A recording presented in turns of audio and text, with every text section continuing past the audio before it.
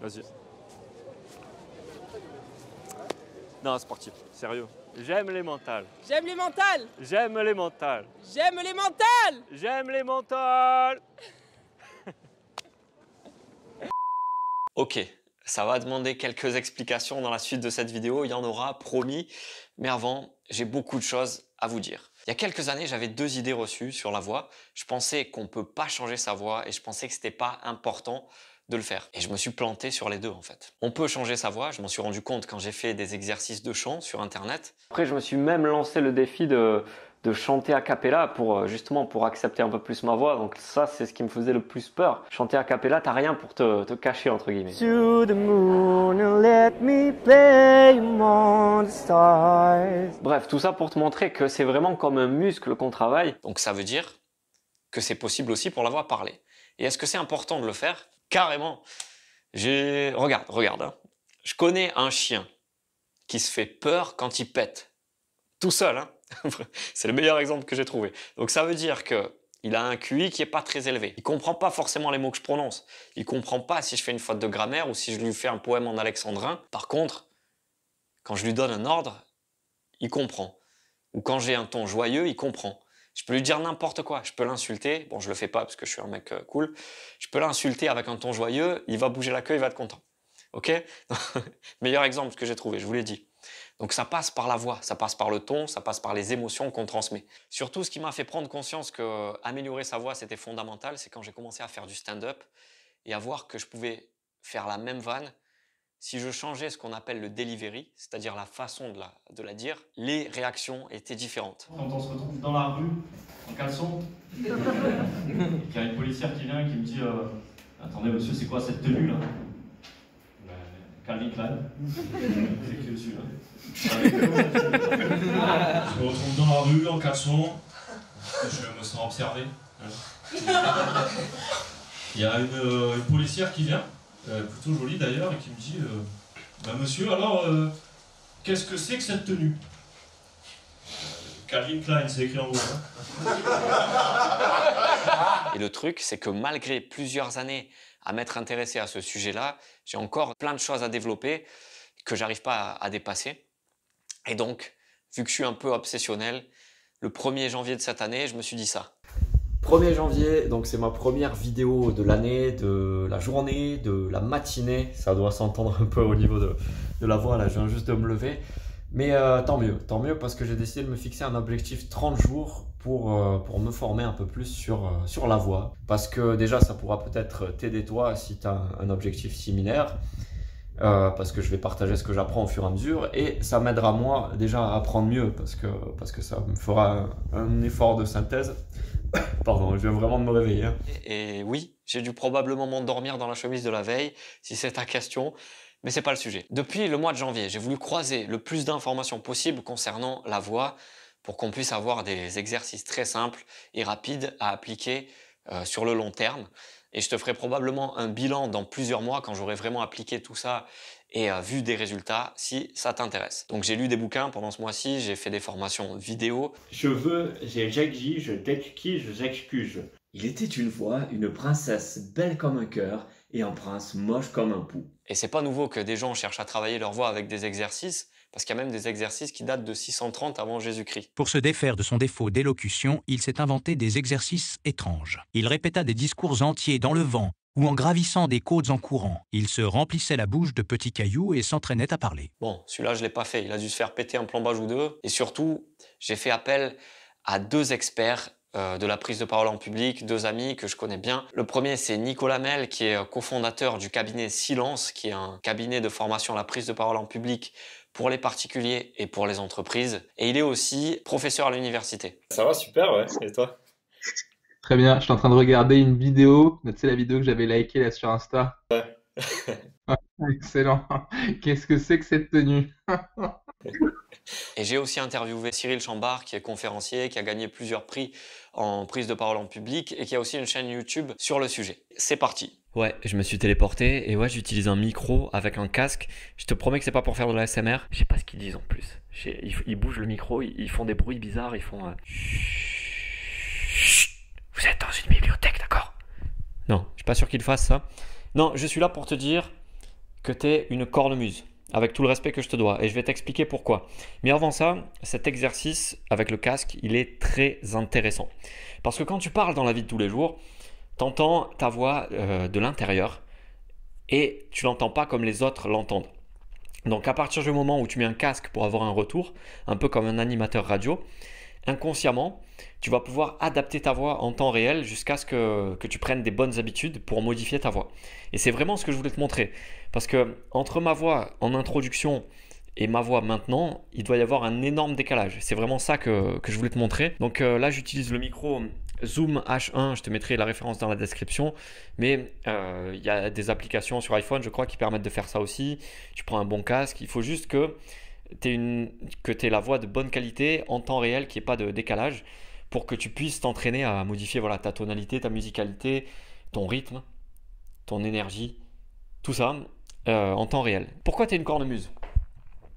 Parce que c'est la meilleure métaphore que j'ai trouvée pour te parler de la voix. Cornemuse, c'est cet instrument utilisé par les Écossais, qui joue en kilt d'ailleurs, mais on n'est pas là pour juger, chacun fait ce qu'il veut, et qui appuie sur une panse de brebis, on n'est toujours pas là pour juger, chacun fait ce qu'il veut, et ça envoie de l'air dans une colonne d'air, et ça fait un son, et ce son il est modifié après. Donc c'est vraiment cette image que tu peux garder en tête de la puissance, elle part d'en bas, la puissance elle part du ventre, et ta colonne d'air, il faut qu'elle soit droite en fait. Donc ces deux images-là, c'est pour te parler de posture et te parler de puissance vocale. Donc la posture, c'est la première partie, c'est ta colonne d'air dans la cornemuse.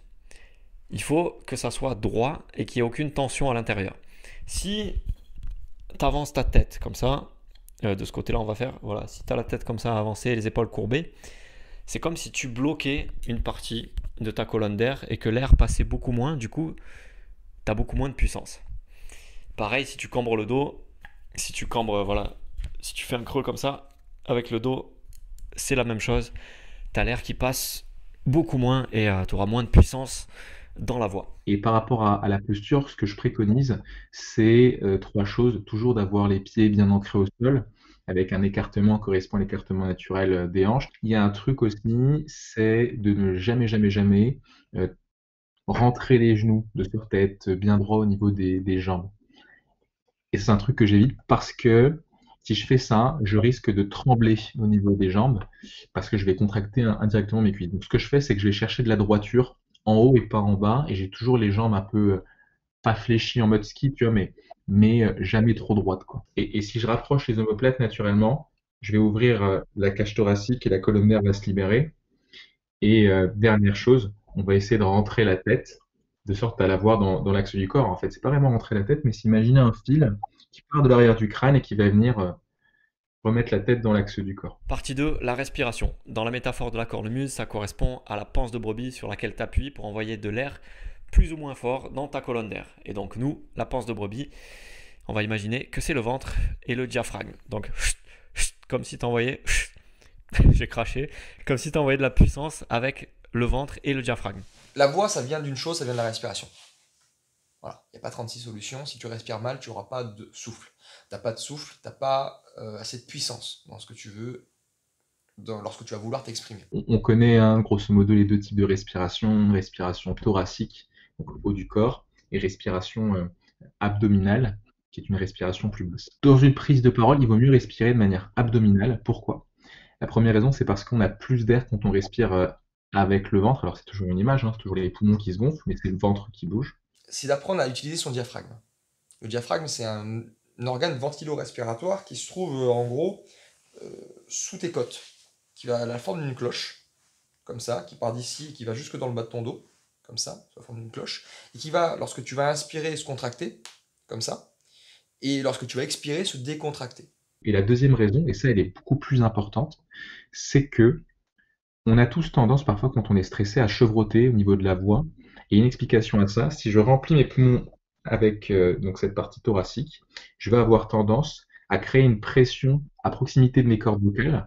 Et il suffit de prendre beaucoup d'air, comme on le fait quand on est stressé, pour tout de suite avoir une voix un peu différente et sentir une pression au niveau du corps. C'est parce que cette respiration, elle n'est pas adaptée au fait de parler. Alors elle est géniale au yoga ou dans d'autres sports parce qu'elle permet de tonifier, mais dans la prise de parole, elle est déconseillé, surtout si on parle longtemps. Il y a plusieurs manières de faire, tu sais, donc ça peut être avec des applis de cohérence cardiaque. Je pense à Respire Relax Plus, qui est génial, qui est gratuite sur Android ou sur Apple Store. Et le mieux, c'est de faire en sorte d'avoir le dos qui est posé contre une surface pour ne pas avoir à mettre une trop grosse pression. Pour le comprendre, tu as un exercice, ça s'appelle l'exercice des cigales. Tu mets ton doigt sous tes côtes, ici, et tu vas faire un tss, tss, tss, tss. Donc, tu vas sentir tes abdos, mais tu vas sentir que ça bouge aussi. Ouais. Tu vois, mais ça, c'est le diaphragme qui claque. Donc là, j'y vais par à coup et je vais m'aider des abdos pour envoyer du volume. Ça permet de créer cette notion de violence, en tout cas de dynamique dans la voix. Et ensuite, on va transformer progressivement le souffle en son. Donc je fais ceci. Ha, ha, ha. Mais il faut que ça parte de là, en fait. Il faut pas que ça vienne de là. Pas des cordes vocales. Il faut pas que ça tire. Il faut vraiment que ça vienne du inspiration. Ciao. Jusqu'à avoir une voix assez naturelle, en fait, notre voix normale. Et enfin, dès que je suis à l'aise avec ça, je vais transformer cette dimension soufflée en son total et je vais faire ceci. Je m'appelle Nicolas. Et là, je vais avoir une voix qui sera beaucoup plus explosive et qui sera plus claire. Après, la présence vocale. C'est-à-dire, il va y avoir une voix qui va venir englober. Ça vient avec un exercice qu'on appelle l'exercice du bourdon. Donc tu imagines que tu as un bourdon dans la bouche. Imagine vraiment. Et le truc, c'est aussi, vu que tu fais de l'humour et un peu de théâtre, c'est de jouer avec le corps. Parce que la voix, c'est pas que là, ça vient aussi de l'intention que tu mets dans ton corps. Donc, Ouais. oui, la décomplexion corporelle va aussi entraîner la décomplexion vocale. Tu vois, donc.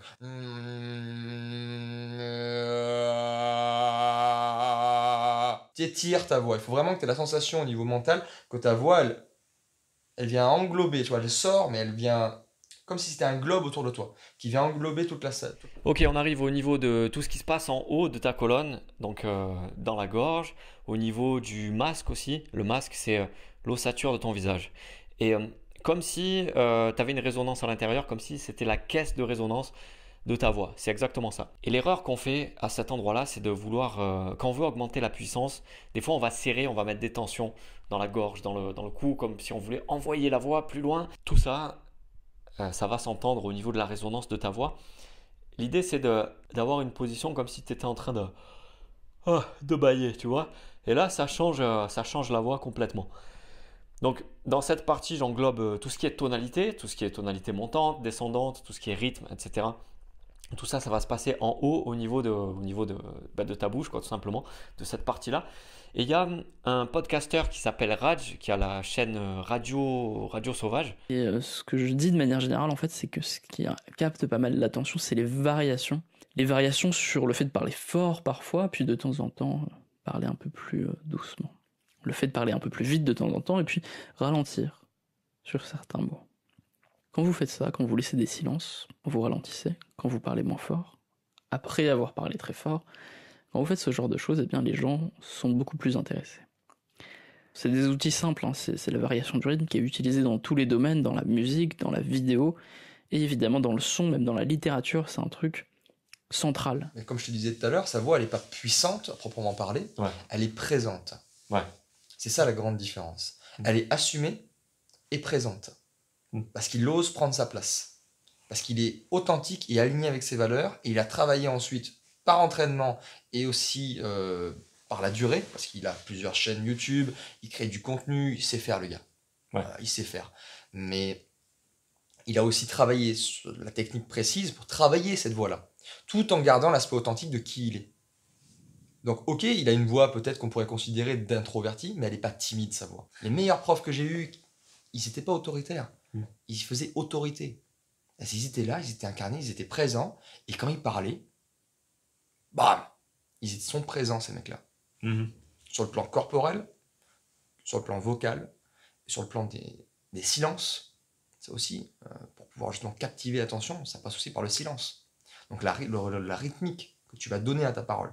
On passe à la partie sur l'articulation qui correspond dans ma métaphore de la cornemuse à rien du tout, mais on s'en fout parce que l'articulation c'est hyper important et c'est un des trucs que j'ai clairement sous-estimé et que je dois clairement travailler Parce que j'avais l'impression que si on travaillait trop l'articulation, ça allait sonner haché et ça allait se voir. Bon là j'exagère un peu dans la vidéo, tu vois, pour articuler un peu mieux sur cette partie-là. Mais on peut travailler énormément l'articulation sans devenir robotique. Et le mec qui m'a fait comprendre ça, c'est ce monsieur. Et bizarrement, ma prof de philo, elle avait dit, il a dit une chose très bête parce que vous érotisez particulièrement violemment, Fabrice. Alors je ne savais plus qui croire. La prof de philo qui me disait que j'érotisais. Puis après, j'ai lu la phrase de Duras, les femmes jouissent d'abord par l'oreille. Ce qui est plutôt rassurant pour toi qui n'as pas un physique comme moi, spectaculaire, disons. Je suis fan absolu de Fabrice Lucchini et en plus dans cet extrait, il n'utilise pas beaucoup de puissance vocale comme il peut faire des fois. Et pourtant, c'est quand même très dynamique grâce à son articulation. Et quand on entend des imitateurs de lui, c'est souvent des gens qui vont exagérer encore plus son articulation parce qu'il est connu pour ça. Mais c'est pas gênant. C'est le mec le moins robotique du monde alors qu'il a une articulation très très travaillée. Donc si on pense impact sur chacune des consonnes, ça peut aider aussi. On passe aux exercices d'articulation. À la limite, s'il y avait un travail à faire en t'écoutant, ce serait plus de la diction, la manière que tu as de prononcer les mots. Parce que sinon, en soi, tu as une voix qui est calme, qui est posée. Pour travailler sur, mettons, l'articulation, il y a un truc qui est ultra connu, que tu connais sûrement, c'est de travailler avec des virelangues. Donc, c'est des phrases que tout le monde connaît du type « un chasseur sachant chasser son chien est un bon chasseur sans chaussettes ». Moi, ce que je m'oblige à faire, c'est tous les jours, je me répète 4, 5 virelangues difficiles à prononcer pour améliorer ma diction et me rassurer dans mon articulation. Ok, donc on a fini toutes les parties sur la technique. Et là, c'est le grand débat. Est-ce que si je travaille trop la technique, je risque de sonner beaucoup moins naturel? Et je pense vraiment qu'en fait, il faut distinguer naturel d'habituel. C'est-à-dire que ce qui est naturel, c'est ce qui est de fait, donné, normal. Et ce qui est habituel, c'est ce que j'ai répété. Et moi, je veux pas que les choses deviennent naturelles, parce que ça n'a pas de sens, sémantiquement parlant, mais qu'elles deviennent habituelles. Et si elles deviennent habituelles, c'est que je suis capable de faire ça en faisant d'autres choses. C'est que je suis capable de faire ça sans réfléchir. Mais ça prend du temps. L'idée, c'est d'aller beaucoup plus loin en termes de puissance. Et Oui. Si sur scène, tu veux faire moins, tu Ouais, peux le faire. c'est ça. Ça Ok. vient étirer ton potentiel au max. Et quand tu seras en conditions réelles, tu auras fait des choses tellement dures en entraînement, que quand tu seras sur scène, ce sera facile. C'est maintenant. On arrive à la dernière partie de cette vidéo. Cette partie. Pardon, je suis en train de péter un plomb, j'ai tourné tout l'après-midi. Mais c'est vraiment maintenant. La dernière partie de cette vidéo, ce truc qui dépasse largement toute la technique. La technique, à mon avis, c'est 40% de ce qu'on peut faire sur la voix. Mais ça, c'est le truc fondamental. Qu'on ait de la technique ou pas, ça va s'entendre, c'est les croyances. Est-ce qu'on a des peurs? Est-ce qu'on a des trucs qui nous empêchent de parler plus fort, d'avoir plus de puissance dans certains environnements? Ça se voit sur scène en fait. Si je monte sur scène, que je suis stressé, ça va s'entendre dans ma voix et puis ça va se communiquer en fait avec les gens et puis les vannes elles passeront pas. Mais si je suis là, je suis bien, j'ai confiance en mon texte, j'ai envie de faire rire surtout. Si j'ai envie de faire rire les gens, je me dis je vais apporter du positif. Ça s'entend aussi dans la voix. Pour travailler sur ces peurs, moi, ce que je préconise de faire, c'est toujours de les identifier dans un premier temps, donc de les poser sur un papier. Et une fois que je les ai posées, je vais venir définir autrement la peur qu'on peut avoir. Par exemple, la peur qui est à l'origine, tu sais, parfois du fait de parler pas fort et d'avoir un petit volume, c'est la peur de gêner. J'ai pas envie de gêner, de prendre trop de place et de déranger. Et moi, j'invite les personnes qui ressentent cette peur-là, cette appréhension, à gêner justement. Donc à être dans l'exagération, tu vois. Et ça aide justement à dépasser parce qu'on se rend compte qu'on est toujours très très loin de ces peurs-là. Et en lien avec cette notion de peur, il y a aussi la peur du ridicule. Et la peur du ridicule, elle touche l'expression de l'émotion. En gros, j'ai tellement peur d'être ridicule que je vais avoir une voix monocorde, je vais mettre très peu de vie dans mon discours. Et à la fin, on va me dire c'était cool, mais ça aurait pu être plus vivant, quoi. J'ai commencé le théâtre à 16 ans. Et j'étais quelqu'un de très timide. Et je rentre dans un cours de théâtre et dans lequel j'arrive un peu par hasard. Et il y a plein de gens qui font un peu n'importe quoi. Je me dis, mais c'est quoi, c'est fou. Et il y a ma prof de français, Madame Villard, une petite vieille avec le visage bien ridé et les petits yeux comme ça, perçants, qui te regarde et qui me dit, viens Cyril, tu vas faire une impro. Mais moi je la regarde, quoi? Une impro? Non, ça risque pas. Et elle me fait, si, viens. Et je fais mon impro et elle constate une chose, ou du moins je constate une chose, c'est qu'on m'entend pas quand je parle. En fait, ils me disent, quand tu parles, on a l'impression que tu as la main devant la bouche. Parce que j'osais pas faire sortir ma voix, j'osais pas prendre ma place sur le plan vocal. Et c'est ça qui est important, c'est oser prendre sa place. Elle s'est mise derrière moi, elle vient derrière moi, elle me dit, voilà, si tu sors pas ta voix lors de la prochaine tirade, tu vois cette règle, mais je te tape. Ah, tu m'as fait peur. Pardon. Quand tu prends la parole en public, c'est un cadeau que tu fais à ton auditoire que de t'efforcer de parler plus fort, plus haut, plus distinctement pour pouvoir réaliser une chose, c'est-à-dire être compris. Et la technique, justement, l'entraînement va t'aider à dépasser cette croyance-là. Parce que la confiance en soi, c'est un sentiment de compétence sur un sujet donné. Et donc pour revenir à cette notion de ridicule dans la prise de parole, un exercice qui est génial que je fais faire, qui est la montée émotionnelle. Donc je me mets face à quelqu'un, de préférence assez loin, et je vais répéter une phrase un peu ridicule du type j'aime le fromage. Et crescendo, je vais exprimer une émotion de plus en plus forte en répétant cette phrase. J'aime les mentales. J'aime les mentales. Toi, t'es bon pour ça, pour dépasser les barrières. Et, je me rappelle, on s'était vu à Paris et tu m'avais lancé le défi de crier comme Moundir dans Koh-Lanta. Pourquoi nous sommes corrompus? Ah, si tu sais faire ça, bah après, j'étais à l'aise pour la suite, quoi. De ouf, mais de ouf. Mais d'ailleurs, j'ai un peu perdu ça. Tu vois, je suis en train de retrouver cette dynamique-là. Mais c'est tellement ça. C'est-à-dire que je pense que les peurs se renforcent quand on les confirme. Et si je fais pas un truc qui me fait peur, ben, c'est que j'ai raison d'avoir peur. Et donc, que la peur va augmenter puisque c'est quelque chose de dangereux. Mais en vérité, il y a des bonnes peurs, hein. Après, la peur n'est pas toujours négative. Mais je pense qu'on est dans une société où la peur nous contrôle beaucoup et où on devrait beaucoup plus faire preuve d'audace. Est-ce qu'on n'aurait pas trouvé la phrase de fin parfaite pour conclure cette vidéo? Je crois que oui, messieurs, dames. Je crois que oui. J'espère que ça t'a plu. J'espère surtout que tu as pris des notes sur les exercices pour pouvoir appliquer ce qui te correspond à toi. Moi, ça sera surtout l'articulation, la puissance, les croyances et cet exercice que je te conseille vraiment, qui prend très peu de temps et qui est très très efficace. Et tu as bien fait de rester.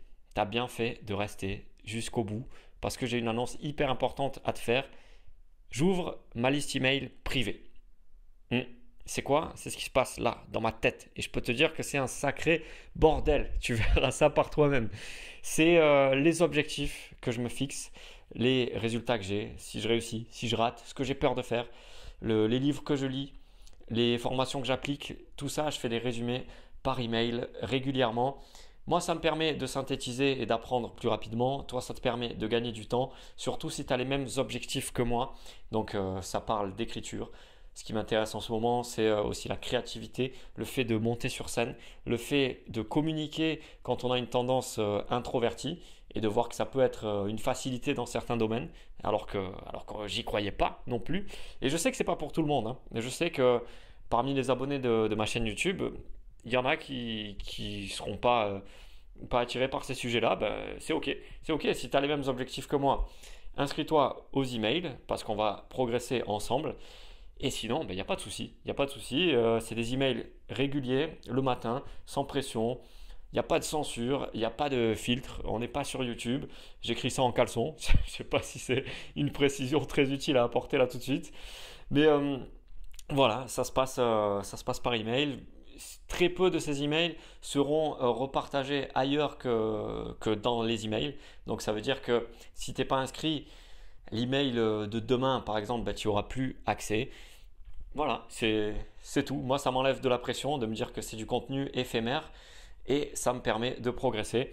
Si tu veux participer à ça, si tu veux venir me poser tes questions par email, si tu veux progresser en même temps que moi, ça se passe dans le lien dans la description. Je te dis à très bientôt par email et si ce n'est pas le cas, je te dis à très bientôt ailleurs. Ciao!